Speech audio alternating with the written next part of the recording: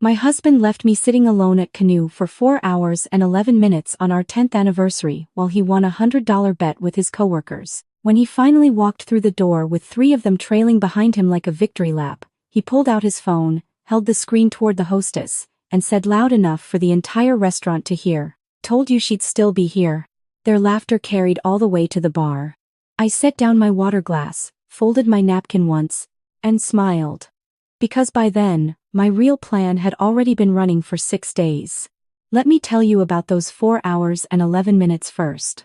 Then I'll tell you about the 6 days. I had arrived at 7:40, 20 minutes early, because I am the kind of person who arrives early. Always have been. My mother raised me to believe that being on time was the most basic form of respect you could offer another person. I wore the navy wrap dress my husband had once called my best color, before he stopped noticing colors. Before he stopped noticing much of anything about me, except whether his shirts were ironed and whether I'd picked up the dry cleaning.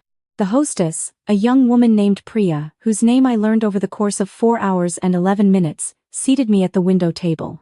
Canoe is on the 54th floor of the TD Tower, in downtown Toronto, and on a clear October evening, the city stretches out below you like something from a different life. The one you imagined before you learned to make yourself smaller. I ordered sparkling water and a bread basket, and I watched the last of the light drain out of the sky over Lake Ontario. By 8:15 I had called twice. Both times it went to voicemail. I told myself the Rogers network was patchy near the Rogers Centre on game nights, which was true and also a comfort I had practiced so many times it came automatically now, like breathing. By 8:45 I had sent 3 texts. The little check marks turned blue. He had read them. He simply had not answered. I should tell you about the waiter. His name was Marcus, and he was working a double shift because his colleague had called in sick. He refilled my water without being asked. He brought a second bread basket around 9 without commentary. Around 9:30 he set a small dish of marinated olives on the table and said quietly, "I'm going to start a tab for you, if that's all right." Not "where is he" or "are you okay," just a small and deliberate kindness that I have never forgotten. At 10 o'clock, I called my husband's office line on the off chance he had gone back after whatever had detained him. An automated message told me the office was closed. Which I knew. It was a Friday evening. Our 10th anniversary. The reservation had been made 6 weeks in advance. At 10:14 the door opened and I saw him first through the glass panel beside the host's stand. He was already laughing at something his colleague Derek had said, already performing, already mid-story with his arms doing that wide gesture he uses when he knows people are watching. His other colleagues, Todd and a newer hire whose name I never learned, were right behind him. My husband spotted me across the restaurant and his grin widened. He held his phone up, walked toward me with the energy of someone who had just won something. 4 hours and 11 minutes, he announced. He turned to show Derek the screen. Didn't I say she'd wait? I said she'd wait all night if she had to. Todd was laughing. The newer hire looked at the floor. My husband slid into the chair across from me. He smelled like the craft beer place on King Street West, the one he always said was too loud, which meant he had been somewhere I wasn't supposed to know about. He picked up the menu like we were starting fresh. "So," he said. "Happy anniversary, babe. What are we having?" The table next to us had gone quiet. A couple, probably 15 years older than us, the woman in a silk blouse and the man in a blazer with a Remembrance Day poppy still in the lapel. The woman looked at me with an expression I recognized immediately because I had seen it on my own mother's face at my sister's wedding when my sister's then boyfriend showed up 2 hours late and everyone had to pretend not to notice. Marcus appeared at the table. My husband ordered a Caesar without looking up from the menu. "I've eaten," I said. My husband frowned. "You didn't wait? I've been here 4 hours." My voice was level. Not loud. Level. We were celebrating Derek's promotion. It ran long. "You could have just texted me." "I did text you. I mean texted me, that you were eating without me. Instead of sitting here being dramatic about it." That word. Dramatic. I had heard it so many times over 9 years of marriage that it had worn smooth, like a stone in a river. You're being dramatic about the holiday plans. You're being dramatic about the car. You're being dramatic about your mother's diagnosis, which I had taken 3 days off work to help manage while he attended a conference in Calgary he had not told me about until 48 hours before. Derek cleared his throat. Look, Claire, it really was just a thing that ran long. Derek, I said pleasantly, you are a guest at my anniversary dinner. I don't need your context. The table next to us went even quieter. My husband's jaw tightened. Don't embarrass me in front of my colleagues. I've been sitting at this table since 7:40. I said it like I was reading a weather report. I had 2 bread baskets and a dish of olives. I spoke to the hostess about where she went to school. I learned that Marcus here is saving up to move to Vancouver. I nodded at Marcus, who had appeared again with a professionalism that could have won awards. I watched the entire city go dark through that window. And I did all of that alone because you made a $100 bet with your coworkers about how long I would wait for you on our anniversary. I am not embarrassing you, sweetheart. You've been doing that yourself. The woman at the next table made a very small sound that was not quite a gasp and not quite a laugh. My husband looked at his colleagues. Todd was suddenly fascinated by his phone. The newer hire had stepped backward and appeared to be attempting to merge with the wall. That was just a joke, Derek said. But he said it quietly. Sure. I opened my purse. Left $400 on the table because Marcus deserved every dollar of that meal and the inconvenience of having witnessed this. And because I had planned to leave it regardless of how the evening went. Happy anniversary. I picked up my coat. Don't wait up. I heard my husband say my name as I walked toward the elevator, but I did not stop. The woman from the next table touched my arm as I passed. Just a light touch, barely a second. I didn't look back. Now, let me tell you about the 6 days. 4 weeks before our anniversary, I had found a voice memo on our shared iPad. My husband had recorded it accidentally, the way you do when you pick up a device in a pocket. 14 minutes of conversation, mostly background noise and the kind of male laughter that fills a room like smoke. But there were enough clear patches. His voice. Watch. I give it until 9 before she texts again. Derek's voice. She won't leave, she never leaves. My husband. Of course she won't. I trained her well. I sat with my phone in my hands in the kitchen of the house we owned together in Leslieville for a long time after I heard that. The autumn light was doing something particular through the window over the sink, the way it does in October in Toronto when it gets low and gold and almost unbearably honest. I thought about the last 9 years. Thought about them specifically and in order. The way you might review a document before signing it. The first correction had come in month 3 of our marriage. I had been offered a secondment to our Vancouver office, 6 months, significant for my career in urban planning, the kind of opportunity that comes once and doesn't wait. My husband had not yelled, he had simply sat me down and explained, patiently. The way you explain something to someone who hasn't thought it through, that we had just bought the house. That the timing was difficult. That his mother had mentioned I seemed distracted lately and maybe I should think about why that was. I had declined the secondment. I had told myself it was a joint decision. The next year it was my book club, which I had been part of since before we were married. 4 women, one of whom had introduced us. My husband did not tell me to quit. He simply developed, around the 2nd Thursday of every month, a need for something I could not predict. A bad day that required my presence. A dinner invitation he'd accepted on both our behalves, a migraine that lasted exactly as long as book club did. After 6 months, I had stopped attending. When my friend Rebecca asked about it, I said I was busy with work. I am not sure she believed me. I am not sure I believed me. There was the matter of the TFSA. We each had our own. Mine had been growing quietly since my 20s, a habit my father had drilled into me. In year 5 of our marriage, my husband had a cash flow problem related to a side investment he hadn't mentioned to me. He asked me to transfer $12,000 into our joint account to cover it temporarily. Temporarily lasted 17 months. When I asked about it, he said I was being rigid about money and that married people shared resources and that his mother had never made his father feel like a tenant in his own home. I stopped asking. I opened a second account at a different bank and began transferring a modest amount into it every 2 weeks. Not hiding money. Remembering that I had some. I had been disappearing for 9 years. One Tuesday at a time. One reasonable explanation at a time. The voice memo changed things not because it was a revelation but because it had a timestamp. It was documented. It was real in a way that the slow erosion of 9 years had never quite been, because erosion doesn't leave evidence, it just leaves absence. I called my friend Diane the next morning. Diane is a family lawyer in North York, and she had been trying to have a version of this conversation with me for 3 years. She did not say "I told you so." She said, "How much do you know about his finances?" I told her about the TFSA. I told her about the Vancouver investment I had later found referenced in a credit card statement. I told her I had been keeping a folder, not consciously, just years of saving things that felt off. Emails I'd forwarded to myself, a photograph of a text message, the statement from the joint account the month after the transfer. Diane said, "Send me the folder." Over the next week, Diane sent me to 2 people. One was a forensic accountant named Carol who worked out of an office in Yorkville and had the calm precision of someone who had seen everything. The other was a woman named Janet, who ran the HR department at the engineering firm where my husband worked. Janet and I had met at a networking event 3 years before.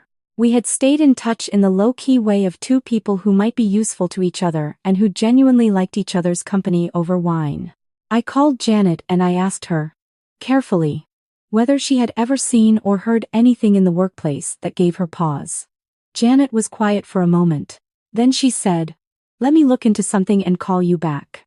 Janet called back the next evening. My husband had filed, 6 months prior, an informal complaint against a female project manager on his team. He had framed it as a performance concern. Janet had reviewed it at the time and flagged it as thin, but the complaint had gone into the file. The woman had been passed over for a promotion 2 months later. Janet had a different read on it now. She also had access to the calendar system, and she cross-referenced some dates for me. The conference in Calgary, the week my mother was diagnosed.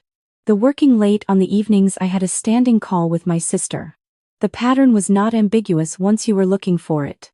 I did not fall apart over any of this. That surprised me.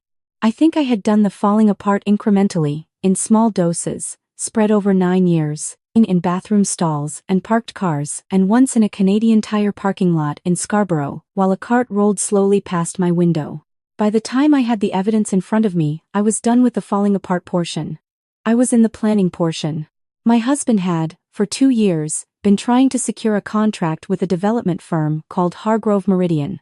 It was the kind of contract that would have made his career, the sort of thing he brought up at dinners and family gatherings with a casualness that was not casual at all. The firm was run by a woman named Sandra Hargrove, who had built it from a 2-person office in Etobicoke into one of the most respected development consultancies in the country. My husband had met her at 2 industry events. He had never secured a meeting. I had gone to school with Sandra Hargrove's sister. We were not close, but we were the kind of acquaintances who occasionally liked each other's posts and had coffee once when she was in Toronto for work. I called her. I explained that I was in the process of leaving my marriage and that her sister's firm was involved in a tangential way. I asked if she could tell me anything about the culture Sandra valued. She said, "Call Sandra directly. Tell her I told you to."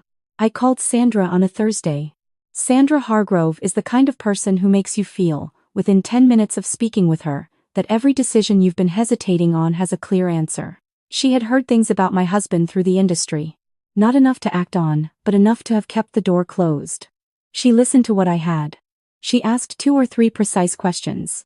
Then she said, "I'd like to offer him a meeting." The meeting was scheduled for a Tuesday at 10 in the morning at Hargrove Meridian's office near the waterfront. My husband was, to say the least, surprised and elated when he received the invitation. He spent the weekend preparing. He bought a new tie. He ironed it himself, which he had not done in years, because he didn't want to ask me and confirm that he needed the help. On Monday evening, I moved the last box of my things to Diane's guest room and left a note on the kitchen island next to the coffee maker. 3 sentences. I know about the bet. I know about the folder Derek keeps. I know about the Vancouver account. On Tuesday, I drove to the waterfront. Sandra had set the meeting for 10 but instructed her assistant to tell him she was running behind. He was seated in the reception area at 9:58. New tie. Portfolio. Posture very correct. At 10:15, they moved him to a glass-walled conference room with a view of the harbor. The chairs were the expensive kind that look comfortable and are not. The building had stunning natural light and notoriously poor cell reception, which Sandra had mentioned to me with a small smile when we spoke on Friday. There was a form to fill out while he waited. 22 pages. Hargrove Meridian's contractor onboarding package, including a section on workplace conduct, professional values, and a series of scenario-based questions about team dynamics and conflict resolution. Sandra had added 3 questions specifically for this version of the package. I had suggested the wording. Question 14. Describe a professional situation in which you prioritized a colleague's development over your own recognition. Question 19. How do you respond when a team member's performance exceeds your own? Question 22. Describe your approach to accountability when you have caused harm, intentional or otherwise, to a colleague. At 11:45, 4 hours and 11 minutes after he had arrived, Sandra's assistant knocked on the conference room door and said that Miss Hargrove was ready. I was seated at the far end of Sandra's board table when my husband walked in. I watched him register the room in pieces. Sandra at the head of the table. Carol the forensic accountant to her left. Diane beside me. Me. He stopped walking. The newer colleague who had looked at the floor at Canoe was right about one thing. I was there. I had waited. But not in the way he had counted on. Mr. Mackenzie, Sandra said, and her voice had the absolute authority of someone who has never once been made to wait. Please sit down. We have some things to discuss. He looked at me. He looked at me with something I had not seen on his face in a very long time, which was uncertainty. Pure and unhedged. This isn't. He started. It isn't what? I said. My voice was even. It had been even all week. Legal? Sit down. He sat down. Diane opened her folder. Carol opened hers. Sandra folded her hands on the table. What followed was approximately 90 minutes that I will not describe in full, because some of it was procedural and some of it was quiet in the way that very painful things are quiet. My husband is not a stupid man. He understood, within the first 15 minutes, the full scope of what was in front of him. The financial documentation. The HR record. The voice memo, which Diane played once from her laptop. The 14 minutes of background noise, and then, clearly. I trained her well. He tried several things. He tried anger, which lasted about 4 minutes before Sandra looked at him over her glasses, with an expression that ended it. He tried deflection, pivoting to context and misunderstanding and the complexity of marriage. At which point Carol set a single printed page in front of him. A summary of 17 months of financial transfers with his name on them. He tried, once, to appeal to me directly. Claire. Come on. 10 years. You know me. Yes, I said. That's actually the problem. At 1:15 Sandra stood up. She said that Hargrove Meridian would not be moving forward with the engagement. She said that she had shared Carol's summary with their legal team and that they were prepared to go further if necessary, which was a precision I had not anticipated and which I appreciated enormously. She said, as my husband stood to leave, that she would be mentioning this conversation to several of her colleagues in the industry, not as gossip but as professional due diligence, the way she would mention anything material about a contractor's conduct. This will ruin me, he said. He was standing at the door, and his voice had lost its shape entirely. You documented your own behavior, Sandra said. We simply read the document. Diane walked him out. I stayed in Sandra's office and did not cry, which I had not expected. I thought I would. Instead, I felt the specific sensation of a joint that has been dislocated for a very long time finally settling back into place. Uncomfortable and correct. The weeks after were practical in the way that endings are practical. Diane filed the papers. Carol submitted her findings to the Canada Revenue Agency in respect of the Vancouver account, which had not been declared. My husband moved into a short-term rental in Mississauga. Derek texted me once to say that he thought what I had done was an overreaction. I forwarded the text to Diane, who added it to the file with a note, and did not respond. Janet had, in the meantime, quietly reopened the complaint file against my husband's former project manager. The woman received the promotion she had been passed over for. She sent me a card. We have never met. I have the card on my desk. I stayed with Diane for 6 weeks, then moved into a 1-bedroom apartment in the annex that had large south-facing windows and original hardwood floors and a kitchen that was entirely mine. I put my mother's blue enamel pot on the stove on the first night and made the soup my grandmother taught me, which I had stopped making because my husband said it smelled too strong. I stood at the window with the bowl and watched the street below and felt, for the first time in a very long time, the size of my own life. Rebecca reinstated me to the book club without ceremony, which is exactly how she would do it. I went back to my firm and told my manager that I was available, if it was still relevant, for the next significant project opportunity.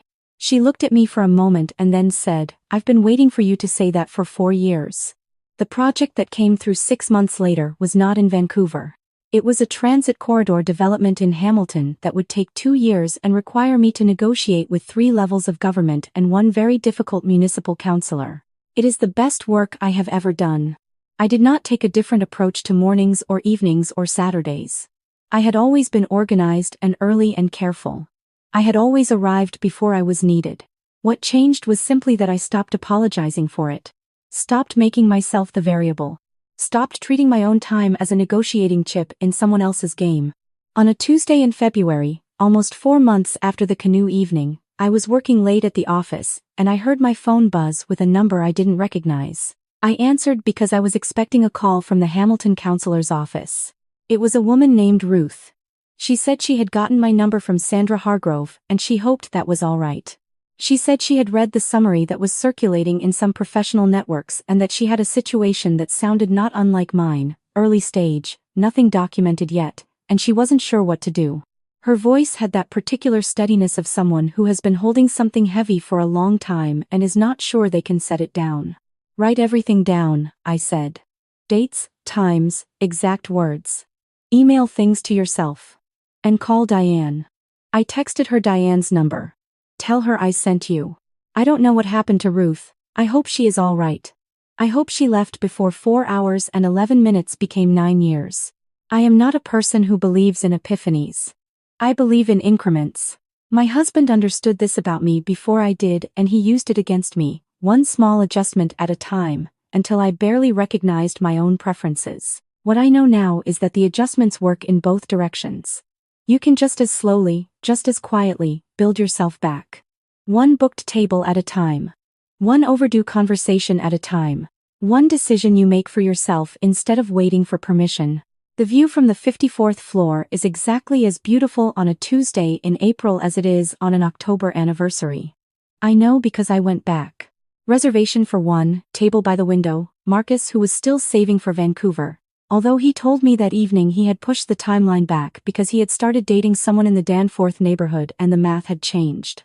We talked for a long time between courses. I left a good tip.